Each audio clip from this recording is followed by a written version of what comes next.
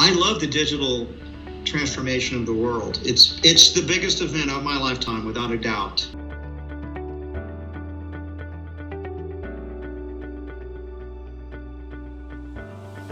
So your first book, Conscious Capitalism, you published in 2013. It's been a bestseller. Why did you decide to follow up now with a book called Conscious Leadership? Conscious leadership is actually one of the pillars of conscious capitalism. It's like conscious capitalism kind of gives a theory, but people want to know, well, how can they, as leaders, how can they be more conscious leaders? In the book, you describe how conscious leaders usually evolve over time, that their sense of purpose takes shape gradually. It's not that they're suddenly born with a sense of purpose. So when you look back to when you first founded Whole Foods, how has your own purpose and identity as a leader evolved over time? We started the company, it was, we were just young, 20s. We just want to sell healthy food to people. The higher purpose of Whole Foods is to nourish people on the planet. That's exactly what we were doing. We didn't have any sense that we were going to have stores all over the United States and that we were going to have 100,000 people working for the company, and we were going to have millions of customers, and we were going to have this impact that we've had. We grew as human beings, and we became more conscious as we realized, besides the food mission of the company, we had certain responsibilities and obligations to all of our stakeholders, our customers, our team members, our suppliers, our investors, the communities that we're part of, the environment that we're part of. And we ended up starting foundations like the Whole Planet Foundation, which does microcredit loans. We've helped over 5 million people, mostly women, mostly almost all ethnic minorities around the world. We give away salad bars and school gardens to thousands and thousands of schools around the United States and the UK and Canada. Our ability to impact has grown as the company's grown, but it's still rooted in that original purpose of just trying to sell healthy food to people. Why did I write these books? Because I wanted to get these ideas out there.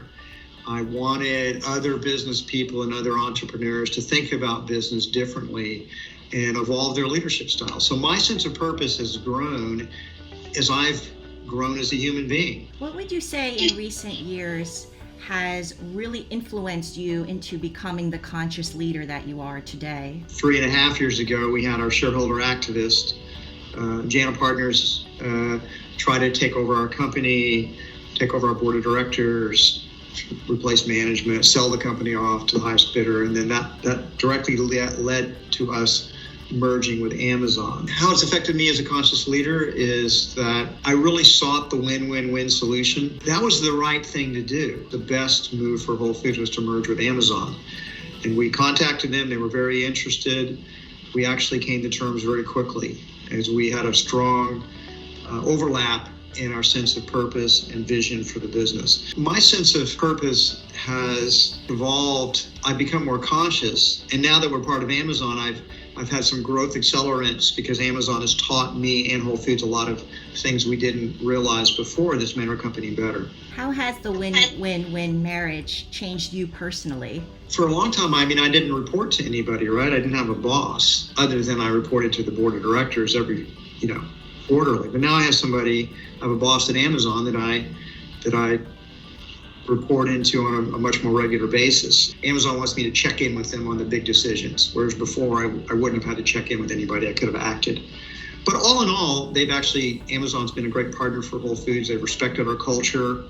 They haven't tried to change us other than to help us become a better company than we were prior to the merger. Can you talk about how Amazon has helped Whole Foods Market advance technologically? There's some things I can't talk about because a lot of the big advancements are going to happen in the next few years. There are some amazing technological innovations that are going to be released in the next couple of years, including Whole Foods, that will change grocery shopping as we know it. So I'm not going to tell you what they are, but you'll have to wait and see. But in the short run, of course, we've seen on the delivery capabilities. If you're a Prime member, you can get free delivery from Amazon as part of your membership. And that has truly exploded.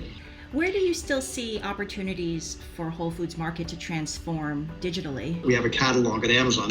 That took a long time to make that digital transformation, but that's been That's been a big increase in our sales. This has made it easy for people to order from Whole Foods just on Amazon. It didn't require a separate going onto the Whole Foods app, for example. I mean, you've seen the Amazon Go stores where people just walk out.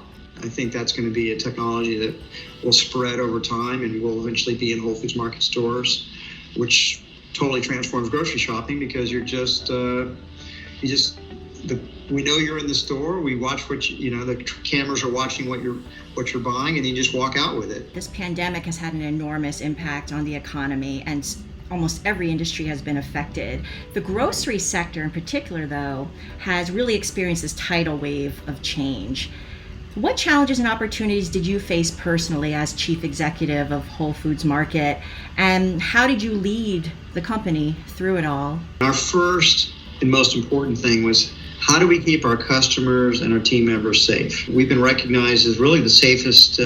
We were very early in terms of getting people masked up, getting our customers to wear masks, to get deep cleaning, to have testing. It hasn't been perfect, but Whole Foods has done far better than the country as a whole. But that's been our primary goal. How do we keep people safe?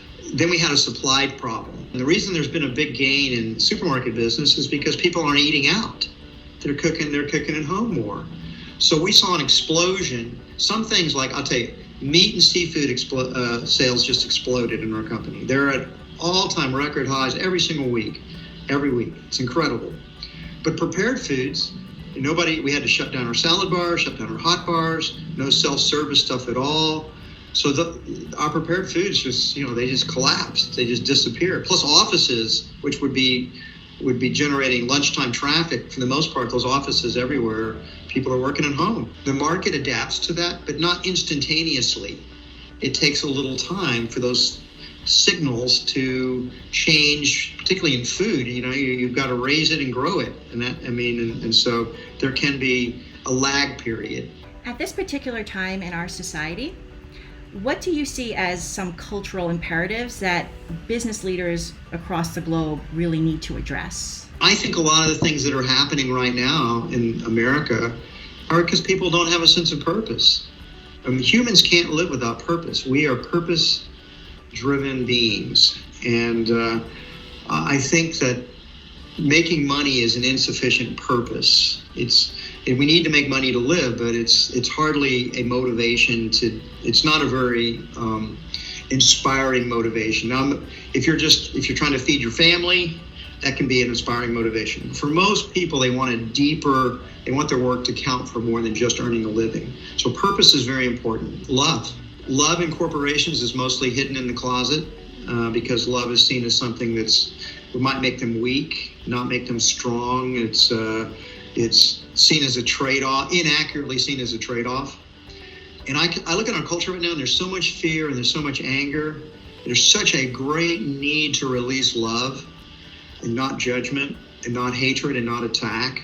We need to practice the virtues of love. A little forgiveness could go a long way in corporations and in America today, right? There's so much anger about the past, and we need to not forget the past, but we do need to forgive the past. Since we can't change the past, we have to be conscious in the future and the present and create a better future. And then also integrity.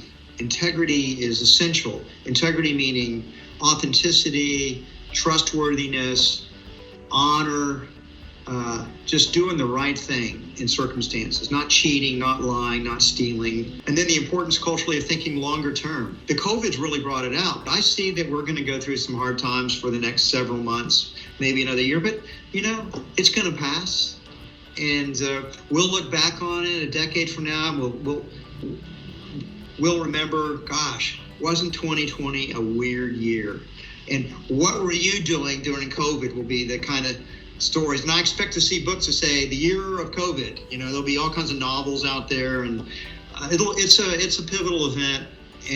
But one it's not going to be the future. It's just going to be something that we'll have in the past in our rearview mirror. These are some areas of culture that we need to nurture in our organizations, and that's what the book's dedicated to, really.